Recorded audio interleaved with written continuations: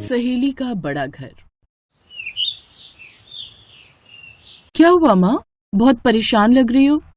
बेटी, आज हमारे घर में अन्न का एक दाना भी नहीं बचा। माँ तुम फिक्र मत करो, आज हमें बहुत बड़े घर से एक इनविटेशन मिला है। हमारे स्कूल में एक लड़की पढ़ती है, उसके पापा के इस शहर में बहुत सारे होटल हैं। उसने आज हम सभी कॉलेज के स्टूडेंट्स को इनवाइट किया है माता पिता के साथ। आपको भी मेरे साथ चलना होगा। ठीक है बेटी, तो जल्दी से तैयार हो जाओ, शाम को ही हमें निकलना है। दोनों फटे पुराने गरीबों वाले कपड़े पहनकर उस अमीर लड़की रागिनी के घर के बाहर पहुंचे। बंगला देखकर उसकी माँ की आंखें खुली की खुली रह गईं। वो बिल्कुल व्हाइट हाउस जैसा लग रहा था। क्या हुआ माँ? ऐसा बंगला मैंने आज तक नहीं देखा ममता। खैर, जैसे दोनों माँ बेटी उस बंगले के अंदर गए तो देखा चारों तरफ एक से एक अमीर इंसान था। सबने महंगे महंगे कपड़े पहन रखे थे। तभी रागिनी उनके पास आई। दोस्तों, ये देखो, हमारे कॉलेज की सबसे होनहार लड़की। जोरदार तालियों से इनका स्वागत करो। सभी लोग उन दोनों को अजीब नजरों से देखने लगे, लेकिन रागिनी के कहने पर सब जोर जोर से तालियां बजाने लगे। बेटी, तुम्हारी सहेली इतनी अमीर होने के बावजूद कितनी संस्कारी है। हम गरीबों की भी कितनी इज्जत कर रही है। खैर, थोड़ी देर बाद खाना शुरू हुआ। सभी लोग खाने की लग्जरी टेबल्स पर बैठ गए और वेटर उन्हें खाना सर्व करने लगे। ममता भी अपनी माँ को लेकर एक टेबल पर बैठ गई। तभी रागिनी और उसकी माँ उसके पास आई। रागिनी, इन्हें यहाँ बैठने को किसने कहा? इन्हें अपनी जगह दिखाओ। हाँ माँ, आप फिक्र मत करो, मैं देखती हूँ। ममता, आंटी, आप लोग यहाँ कहाँ बैठ गए अमीर लोगों के बीच? आप लोग यहाँ नीचे जमीन पर बैठ जाइए, आप लोगों की जगह यही है। ये तो किस तरह बात कर रही है? ममता, तुम बहुत मासूम हो। तुम्हें क्या लगा था वो तालियां तुम्हारे सम्मान में मैंने बजवाई थी? तालियां तो मैंने इसलिए बजवाई थी ताकि तुम लोगों को अपनी औकात का पता चल सके। इन अमीर लोगों को भी तो पता चले कि कोई गरीब आया है इस पार्टी में। तुम लोगों के लिए मैं इतनी महंगी महंगी प्लेटें बर्बाद नहीं कर सकती। मेरा बंगला करोड़ों का है, यहाँ की फर्श भी बहुत कीमती है। रागिनी की बातें सुनकर ममता को बहुत गुस्सा आया। उसने अपनी माँ का हाथ पकड़ा और उठ खड़ी हुई। तुझे अपने करोड़ों के बंगले पर बहुत घमंड है ना? मैं इन सब के सामने तुझसे वादा करती हूँ कि ये बंगला एक दिन मैं खरीद लूंगी। दोस्तों, मम्मी डैडी देख रहे हो ये भिखारन क्या कह रही है? कपड़े खरीदने की औकात नहीं है और बोलती है ये बंगला खरीदेगी। चलो माँ, बहुत हो गई बेइज्जती। ममता अपनी माँ को लेकर घर वापस आ गई। बेटी, बाकी सब तो ठीक था, लेकिन तुझे इतनी बड़ी बात इतने सारे लोगों के सामने नहीं कहनी थी। हम तो साल का 50,000 भी नहीं कमा पाते। मैंने जोश जोश में आकर कह दिया था, लेकिन फिर भी मैं आपसे वादा करती हूँ कि उसका वो बंगला तो मैं खरीद कर ही रहूंगी। अगले दिन ही ममता अपनी सारी डिग्री लेकर किसी कंपनी में इंटरव्यू देने चली गई। मैनेजर ने उसकी डिग्री देखी, फिर ममता को ऊपर से नीचे देखा और कहा, देखिए, आपकी डिग्री तो ठीक है, लेकिन आपकी ड्रेस हमारी कंपनी की पॉलिसी के खिलाफ है। इंसान के कपड़े देखकर उसकी मानसिकता का भी पता लगता है। गरीबी मानसिकता हमारी कंपनी के लिए खतरनाक है। लेकिन ममता ने फिर भी हार नहीं मानी। वो लगातार कई दिनों तक अलग अलग कंपनियों में इंटरव्यू देती रही, लेकिन उसे कहीं पर भी नौकरी नहीं मिली। जब काफी दिनों तक उसे कोई काम नहीं मिला तो वो अचानक किसी रेस्टोरेंट में पहुंच गई।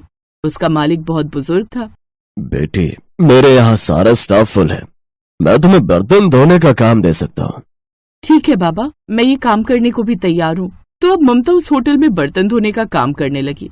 फिर एक रोज उसके मालिक ने कहा, बेटी, आज हमारे सारे हलवाई गांव गए हुए हैं, क्या तुम्हें खाना बनाना आता है? हाँ बाबा, मैं बहुत अच्छा खाना बना लेती हूँ, आपने कभी मुझे मौका ही नहीं दिया। देखो, मेरा भरोसा मत तोड़ना, क्योंकि आज हमारे होटल में इस शहर के बहुत बड़े आदमी आने वाले हैं। इस शहर में उनके सैकड़ों होटल हैं। खैर, ममता खुशी खुशी खाना बनाने लगी। थोड़ी देर में उनके होटल में उसकी सहेली रागिनी अपने माँ बाप के साथ आई। इसका मतलब बाबा रागिनी के पापा की बात कर रहे थे। रागिनी अपने माँ बाप के साथ एक टेबल पर बैठ गई, लेकिन उसने ममता को बर्तन धोते हुए और खाना बनाते हुए देख लिया था। थोड़ी देर बाद ममता उन सबको खाना सर्व करने लगी। तू तो मेरा बंगला खरीदने वाली थी ना, और यहाँ पर बर्तन धो रही है, खाना बना रही है और हमारे लिए खाना सर्व कर रही है। बेटी, इन गरीबों के मुंह नहीं लगते, चुपचाप खाना खाओ। बेचारी ममता उस वक्त कुछ नहीं बोल पाई।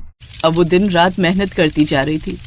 अब वो उस होटल में खाना भी बनाती थी, बर्तन भी धोती थी, इसलिए वो अच्छा खासा कमाने भी लगी थी। फिर एक रात उसकी माँ ने कहा, बेटी, अब हमें खाने पीने की कोई समस्या नहीं है। लेकिन तूने जो इतनी बड़ी बात बोली थी ना कि उसका बंगला खरीद लेगी, ये तो कहीं से भी संभव नहीं लगता। लोग तुझे हारा हुआ ही समझेंगे। माँ, न वो बंगला कहीं भागा जा रहा है और ना ही मैं। मुझे ऊपर वाले पर पूरा भरोसा है, एक ना एक दिन वो बंगला मैं खरीद कर रहूंगी। तो ऐसे ही दिन बीत रहे थे। फिर एक रोज ममता के होटल में एक बहुत बड़े मंत्री जी आए। बाबा, कल मेरे बंगले पर बहुत बड़ी पार्टी है। खाना तो ओबरॉय होटल की तरफ से आ रहा है, मुझे कुछ वेटर चाहिए। ममता बेटी, आज शाम को तुझे मंत्री जी के यहाँ जाना है। पूरे वेटर स्टाफ को लेती जाना, बहुत अच्छा पैसा मिलेगा। ठीक है बाबा। मंत्री जी, आप फिक्र मत कीजिए, आपको शिकायत का कोई मौका नहीं मिलेगा।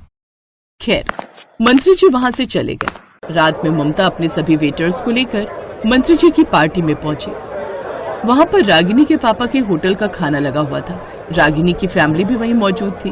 उसने जैसे ही ममता को देखा वैसे ही उसके पास चली आई। तुझे पता है यहाँ पर मेरे डैडी का खाना चल रहा है और तू यहाँ पर वेटर है। वैसे कब खरीदने वाली है तो मेरा बंगला? रागिनी ममता से बात कर ही रही थी कि तभी कुछ मेहमान अचानक चिल्लाने लगे। मंत्री जी, ये सब क्या है? हमारे खाने में केकड़ा निकला और रोटियों में तो फफूंद लगी हुई है। मंत्री जी भागते हुए आए। जब खाना चेक किया गया तो खाना 4 दिन पुराना निकला। उन्होंने रागिनी के डैडी को बुलाया। सारे लोग वहीं इकट्ठा हो गए। मिस्टर ओबराय, इस शहर में मैंने ही तुमको सारे होटल के टेंडर्स दिलाए थे और आपने मेरे ही साथ ऐसा किया। मैं इसी वक्त सारे कॉन्ट्रैक्ट तुमसे वापस लेता हूँ। मुझे तो तुम पर पहले ही शक था, लेकिन अब खाने का क्या होगा? मंत्री जी, फिक्र मत कीजिए, मैं बस 1 घंटे के अंदर सब लोगों के लिए ताजा खाना बना दूंगी। ममता ने 1 घंटे के अंदर अपने साथियों के साथ मिलकर खाना बना दिया। सभी मेहमान उंगलियां चाटते रह गए। मंत्री जी, आपको ऐसे लोगों को मौका देना चाहिए। इस लड़की के हाथ में तो ओबरॉय साहब के खाने से 10 गुना बेहतर स्वाद है। ममता बेटी, आज से शहर के होटल के सारे टेंडर मैं तुम्हें देता हूँ। मैं 10 करोड़ इन्वेस्ट भी करूंगा। तो इस तरह ममता कुछ ही महीनों में करोड़पति बन गई। उधर रागिनी का परिवार सड़क पर आ गया। उसके बंगले की बोली लगी और सबसे बड़ी बोली ममता ने लगाई। रागिनी ने खुद अपने हाथों से ममता को चाबी दी। मैंने कहा था ना रागिनी कि मैं ये बंगला तुझसे खरीद कर ही रहूंगी। आज के बाद किसी को भी छोटा समझने की कोशिश मत करना। और वैसे अंकल, मुझे छोटे लोगों से बात नहीं करनी चाहिए ना, इसलिए मैं अब आपकी बेटी से कभी बात नहीं करूंगी। चलती हूँ, गुड बाय। उस दिन के बाद ममता अपनी माँ के साथ उसी करोड़ों के बंगले में खुशी खुशी रहने लगी।